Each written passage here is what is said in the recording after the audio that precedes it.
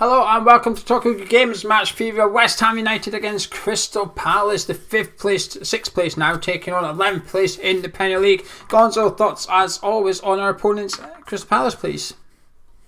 Another team, much like ourselves, London club with an unfashionable manager, Geo. An old school manager, if you like, much the same as us, but I think perhaps fair to say a couple of old school managers who ain't doing too badly for themselves, really. They've managed to address a lack of balance, which has been in their team since they sold Wan-Bissaka. And Wan-Bissaka, they, for whatever reason, they didn't spend the 50 million. They played Joel Ward. There is not really what you would call a conventional sort of modern fullback, certainly. Got Nathaniel Klein in there now, which has given them a bit of balance. Interesting. Oh, sorry, you want to ask about the club? You want me to talk about players in a minute, won't we? I mean, it's an interesting one, Gio, really, in terms of the club, because their chairman, Steve Parish, kept their powder dry for a little while, but this season they've spent money, but it must be stressed they've been spending the Wan-Bissaka money, certainly. But all I can say about Crystal Palace is this is the longest period that I can remember when they've consecutively stayed in the top division.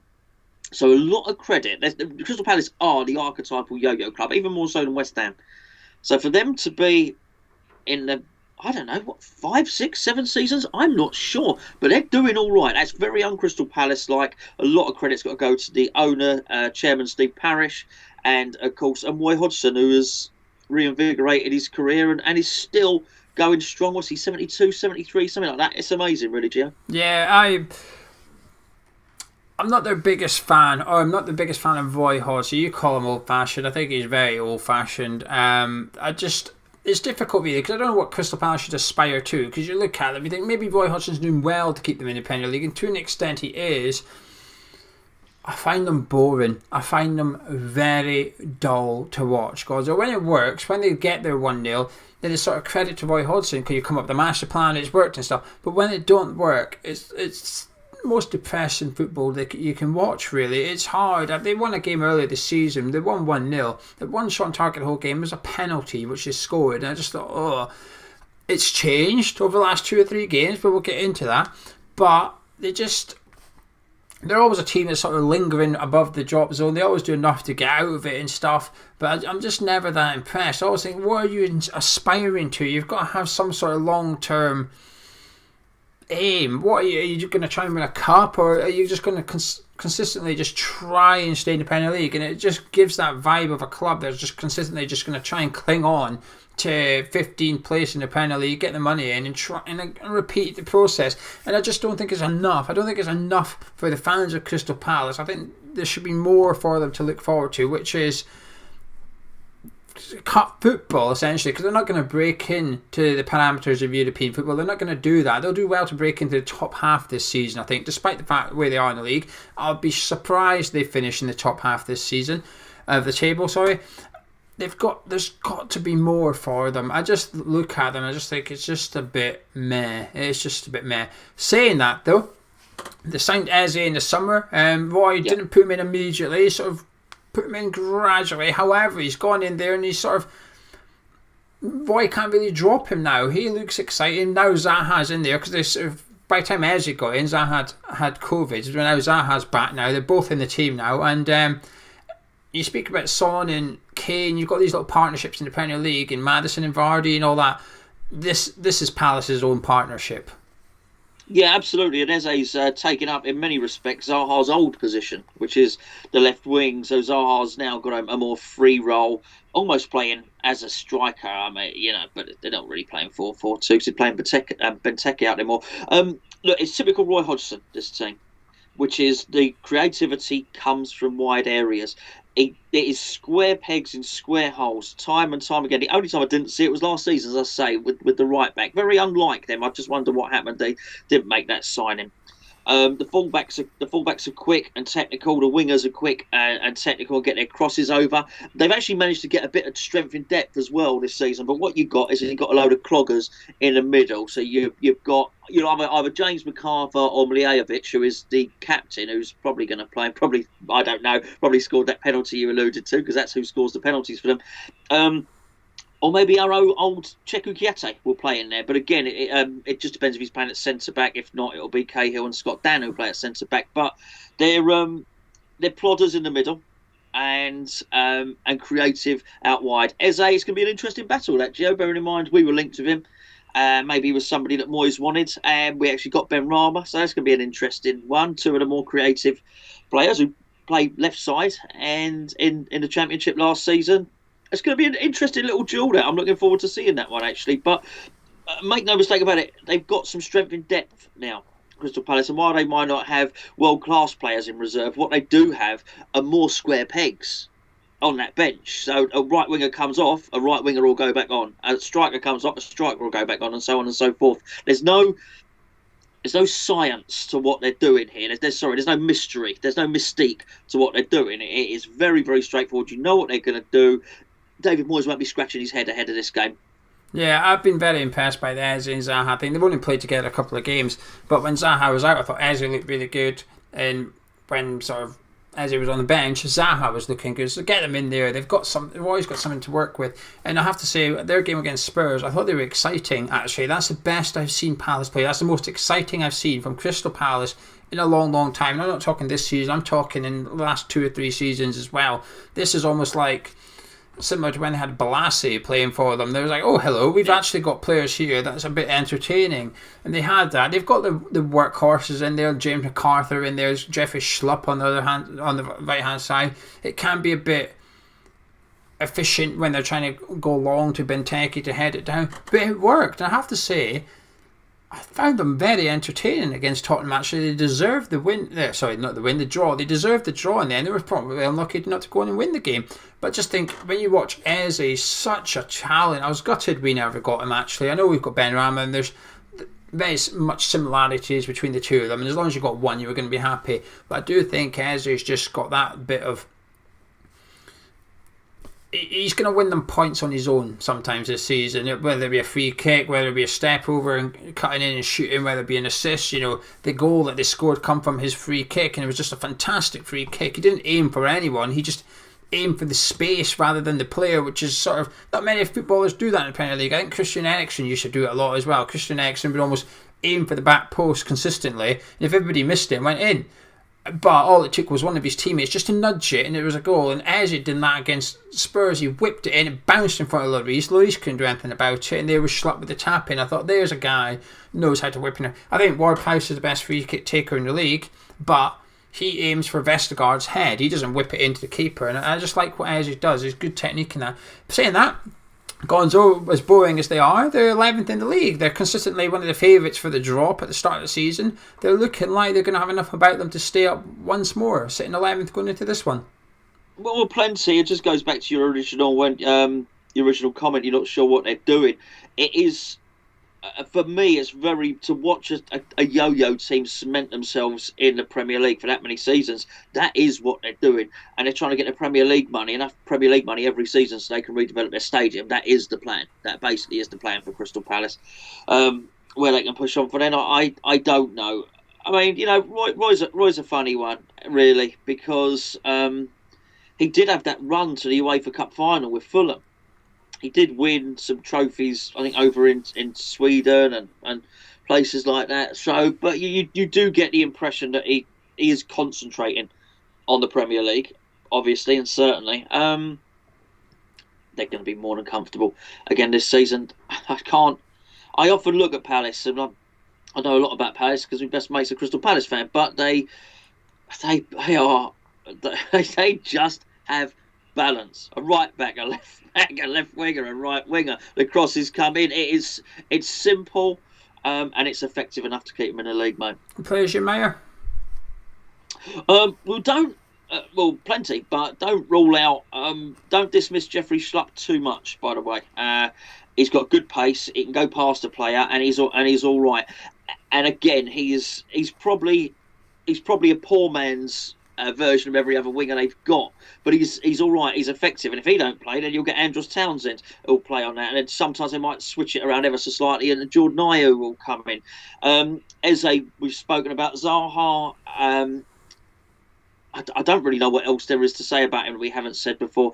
He's too talented, really. For it sort of falls between the margins. Probably too talented for a club that has ambitions not to go down, but probably not talented enough for the very, very top level. But on his day, he is as good as anyone in the Premier League.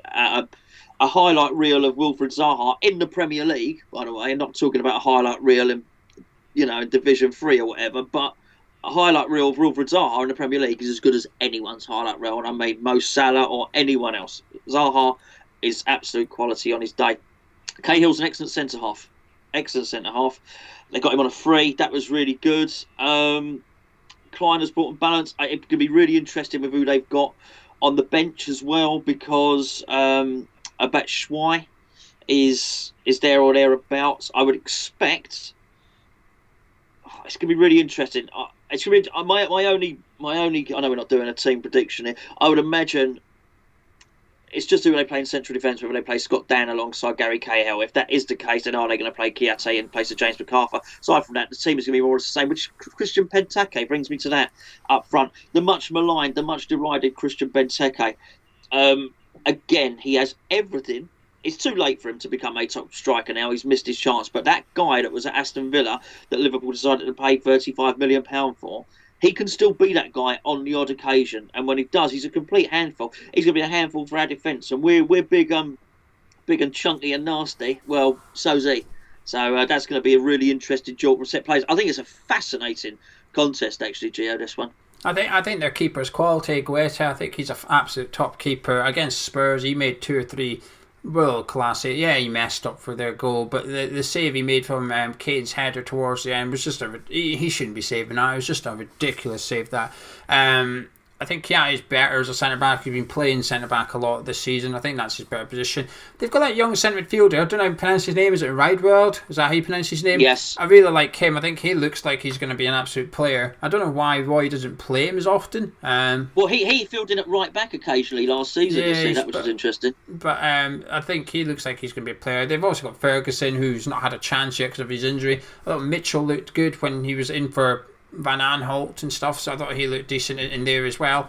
But there's some really good players. Like you said, Zaha's one of the best players in the league outside the top 6. But I tell you what, I find him difficult to like because of his attitude, his constant whinging. It's very, very hard to watch him and appreciate his ability because it gets overshadowed sometimes by his petulant behaviour, and it's frustrating really because he is a fantastic player, but I just think he sometimes almost doesn't do himself justice, if you like, with his constant going on, his strops. He's constantly on, the fourth official, the officials' backs and stuff, and it just spoils it a little bit. Anyway, enough about Crystal Palace. Let's talk about West Ham. It's the same 2 players, isn't it? Every preview for the last 2 months we've been pretty much discussing the same 2 players. But before we get on to them, would you like to see us continue with the back 4? Were you impressed enough against Leeds United? Yeah, well, I think we have to. I don't think there's any reason not to. I don't think we got the personnel. I was worried. I didn't want to see a start like that, in all honesty. But now we've seen it. Now they've had a game. They've got a game under their belts doing it. I think so. I think so. I think I would like to see it. That being said, it's going to be a really, really interesting one because we are going to be tested by pace on the flanks. And maybe for that reason, it's reason enough to double up and play a 4 in that sense, if you know what I mean. I don't think they're strong through the middle. I've said this. They will double up on the flanks. So maybe us having a winger and a fullback might have more benefit than just playing with wing backs and then like a Fornals tucking in or a Bowen tucking in to help out. What did you make of Issa Diop's exclusion from the squad altogether then against Leeds United? Originally, people just assumed he was injured, but it turns out David Moyes just preferred Craig Dawson in the squad over Diop. Well, I don't think it bodes well for him. Gio, I don't think it bodes well for him at all. I think if you become a player that can only make the bench if your team is playing a certain formation, then you're bang in trouble, particularly if that team then goes on to start having different formations that it can play. Issa Diop was not bought for 23 million to be a player that sits on the bench only when we pay a 5-4 whatever. You know what I'm saying? It will be a massive worry for him. Really, it doesn't bode well for the future. Put it that way. Yeah, I would keep 4 at the back, almost because I think it suits the midfield options we have at our disposal going into this game. I thought we did well enough against Leeds at times. I thought we looked a bit ropey, but I think we sussed out pretty quick. And I was impressed. I thought Creswell played well. I think Sofal's better at right back than right wing back. I think Balbuena's the one that's maybe a bit weaker in a back 4 rather than sort of 3 at the back. He's got more space to cover, and I do think he can be a bit erratic where he does continue to come out of position a little bit too easily, and that does concern me that if Zaha drops deep to go get the ball, that Balbuena's actually going to chase him. And Eze, we know, likes to cut in, so it's just asking for trouble, just asking for Balbuena to create room for Eze to run into. But I thought Balbuena did alright against Leeds. I thought he was a bit more disciplined than usual, to be honest with you. My fear was sort of not there. There wasn't much evidence of it against at Ellen Road, so I'm hoping that's alright. But you keep the personnel the same as well in the back 4. Oh yeah. I wouldn't change anything, mate. In the whole team, to preempt your next question, Gio, I'd keep it exactly the same. There's a temptation with fixture congestion, but it's not like we've had 2 months of fixture congestion. This is the first time. Yeah. So I'm pretty sure that David Moyes and the coaching team are wily enough to have given the players a bit of time off. Don't forget it was Friday as well. Let's be perfectly straight on that. I'll be very surprised they didn't have Saturday. Maybe they had Saturday off and Sunday off or something like that. Bring them on, drill them hard, if you pardon the expression, on Monday and Tuesday, and then Bob's your uncle. Yeah, our next game after this is Monday as well, so there is enough room until the next fixture as well. So I agree with you. I don't think rotation is necessary at this point. It will be in a couple of games' time, but I think this fixture, no need for that. How about your midfield? Sort of 4 or 5 then? How would you like to see that line up? Basically, what I'm trying to say is, would you like Fornals to play or not? Yeah, he has to in this one, Gio. He has to. Yeah. There's nothing else for it. There's not another player who can come in and cover that down that side, okay? Because this is going to be really, really difficult coming up against them. He's actually on the slightly better side. The tougher side is going to be the Zaha, Eze, and Van Arnholt side. That's going to be nasty rivers for Bowen and what's his name, Soufal and Balbuena down that side. There is an option to get out of them. Look, Klein is not the Klein of old that was in the England team. Let's get that right. But it is better than having Joel Ward there for them. But Schlupp is fast. Schlupp is nobody's fault. And if it ain't working out for Schlupp, then they will bring on Townsend. They will bring on Ayew. They'll do something else. And we've got Cresswell there. So actually, for this one against a team that is predominantly attacks from wide, I think we'll have to play 4 nails to give Cresswell help on that side if we're playing a back 4. Interesting. See, I would change it. I'd put Lanzini in. I'm unconvinced if I'd put Lanzini on the left or put Ben Ram out to the left and put Lanzini in the 10, either or. But I'd bring in Lanzini for Fornals because while I appreciate what you're saying, I don't disagree with you. I think the danger side is the other side of the pitch, and I think with Bowen and Soufal out there, I think we're fine. I'm not too worried about that. I think we've got a really hard. You couldn't get harder working right back. I don't think you can get harder right in attacking sort of right midfielder type player in there. So that side's fine. This side, Klein's all right. I think he's all right. Schlupp, I don't think is that great either. And I don't think we need to worry about Crystal Palace too much in that sense. In regards, we're going into this. We're 6th in the league. We've got a little bit of confidence. I'd like to see us just go a little bit more attacking against Crystal Palace, because if they do what they sometimes do, which is sit back and say what you got, then we need to have an answer. And I'm not sure Fornals is the person to provide that answer, whereas I think Lanzini is. I know Lanzini loves playing Palace, but that's not why I'm putting him in. I don't necessarily believe in this whole record against certain teams, so on and so forth. Unless it's against West Ham, then Lukaku, Theo Walcott, them lot, then it counts. But when it's against opposition things, I don't really take too much notice of it. But I would just like to tweak it up a little bit. I think Fornals is great off the ball, but I want to see a bit more on the ball against Crystal Palace. I think they're going to be hard to break down. They're going to be one of the toughest teams we've come up against this season. When we're in possession and they're saying, what are you going to do?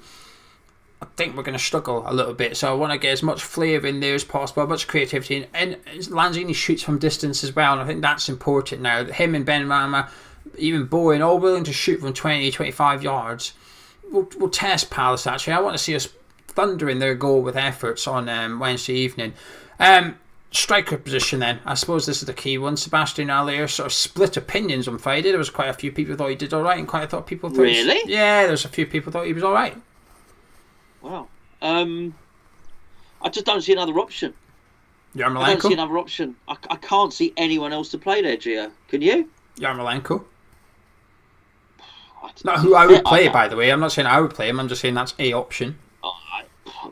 I don't even know that he's fit. I haven't seen... Look, Yarmolenko, even if he's available, Yarmolenko hasn't played in a long, long time. I'm not sure he would even be remotely fit and up to... Has he even played a reserve game or anything? He asked to play that game as well. Yarmolenko asked to play up front in that under-23s game to try and get his fitness back. And did he play? Yeah. Okay. How did he play? Sorry, I thought he was good. I don't know, but I believe he was good. I believe he looked decent. Okay, all right. Well, that might change things. Yeah, okay, that might be an option. I mean, I've tried to lay off because I didn't want to be too negative because we won and it was really good and we were in fifth. And I even curtailed doing a Sebastian Haller video, but it was tremendously terrible, if there is such a thing. I think I'd probably be inclined to keep him in there, but I wouldn't take much persuading to put Yarmolenko in. If the coaching team thought Yarmolenko was fit and ready, almost anything was there. I was ready to do anything in that game, including play a false nine and playing Lanzini up there and not doing that at all, which may well be the way. The thing is, Gio, before you ask if I'm confident or anything like this, this game, I was going to say it's going to be contested in two areas, wide and central. Well, every game is, of course. I've just covered all areas of the pitch there. They're going to be strong wide, which gives us an opportunity centrally. So, for instance, I think Van Arnholt, it's going to be really interesting. Bowen ain't faster than Van Arnholt, so we're very, very interested to see what they do there. However, their captain, Miljajevic, is a goal machine from penalties, also a card machine. And MacArthur likes a card as well. And actually, they do like a foul. And when you defend, for as long as they do defend, you pick up fouls. Now, I think now we have a position where you've got two players that can shoot from centrally, and Benrahma and Cresswell, and you don't want to concede a free kick out wide. So I actually think one of our main ways to get through this is either going through the middle, maybe even Declan Rice's runs, or Souček from late and stuff like that, arriving in the box, or from free kicks.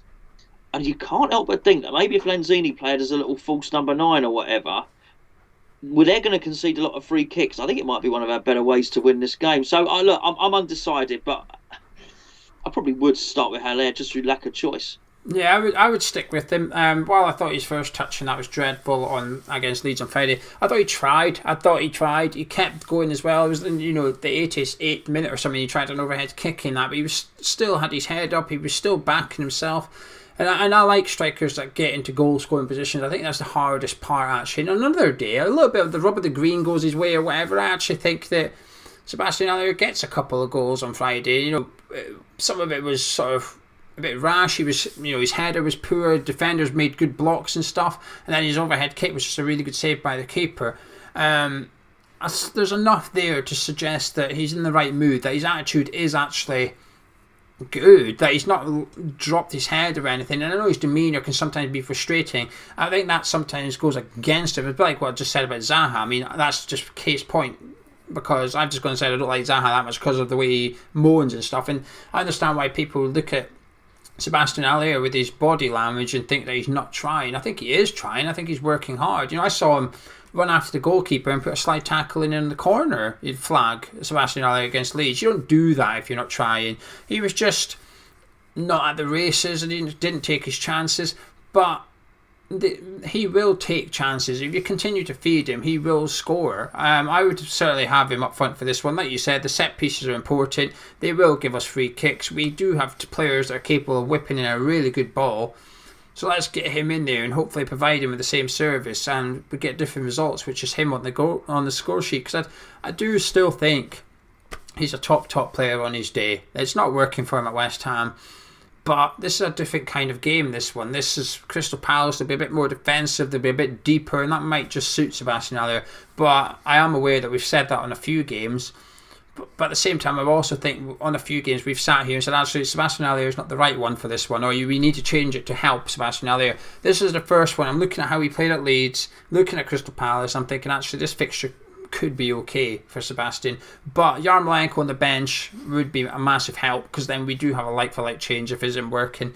With all that in mind, are you confident?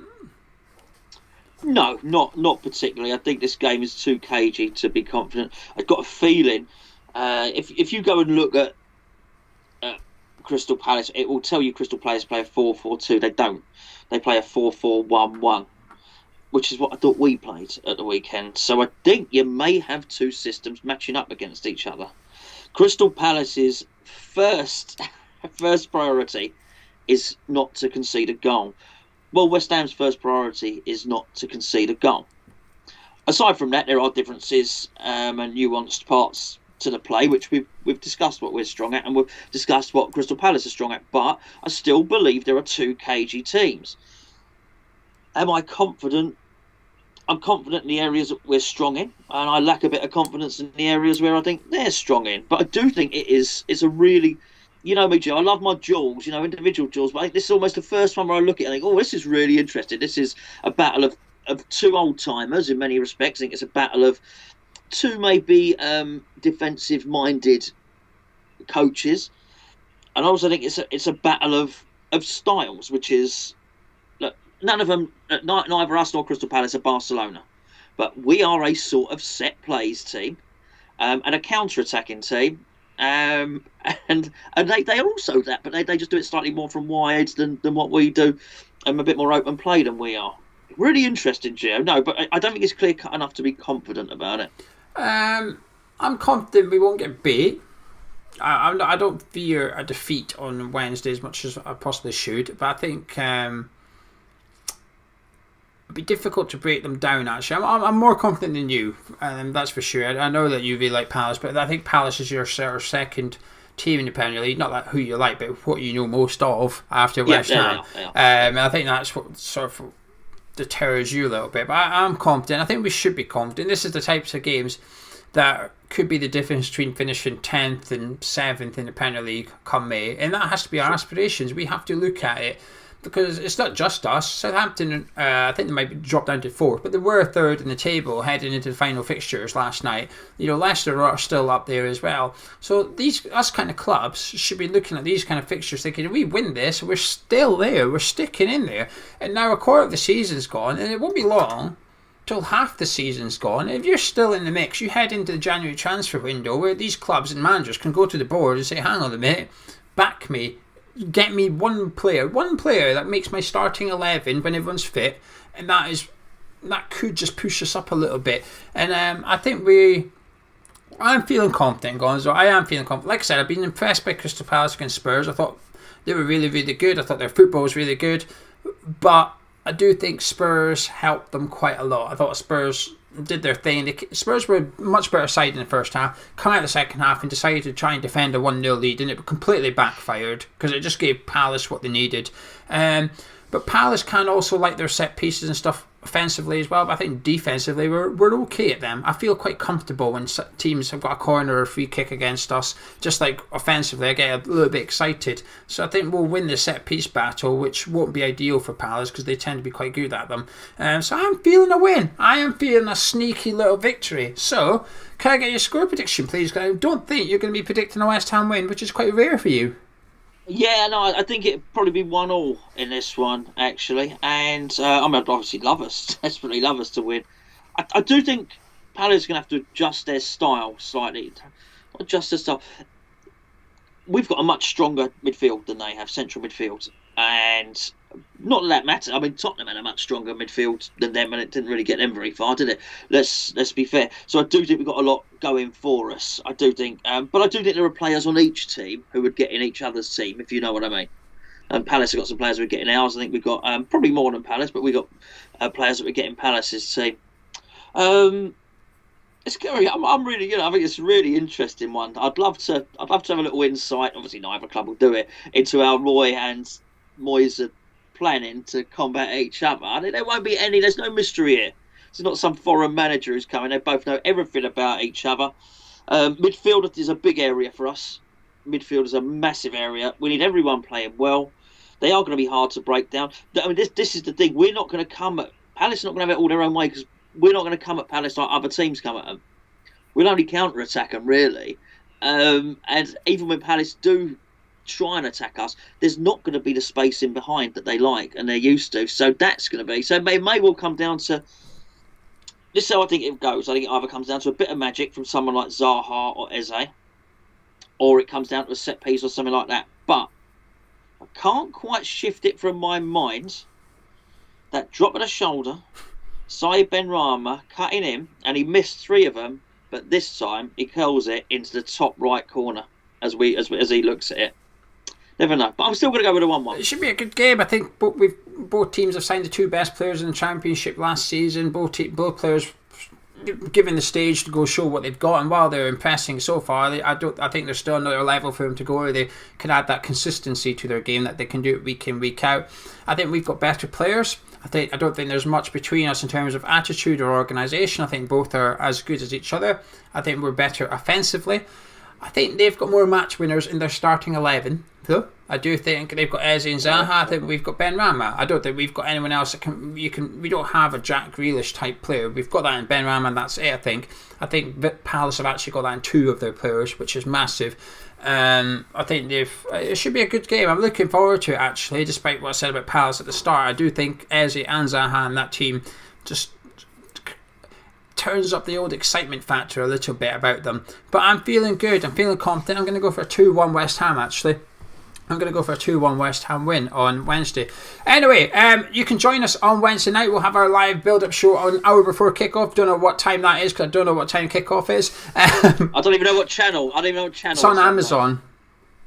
Oh, is it? Yeah, Amazon. I've got 6 games and we're one of them. So I think I'm feeling we're the 8 o'clock kickoff. There's quite a few games at 8 and there's some at 6. I think we're 8 o'clock. So we'll be live just before 7 o'clock and then we'll have the watch along, then the review. So we've got lots of match day content for you to get involved in. Anyway, that's been Gonzo. I've been Joe. We've been having a chat. Drop a like on the video if you enjoyed it. Subscribe if you're new around here and we'll catch you in a bit.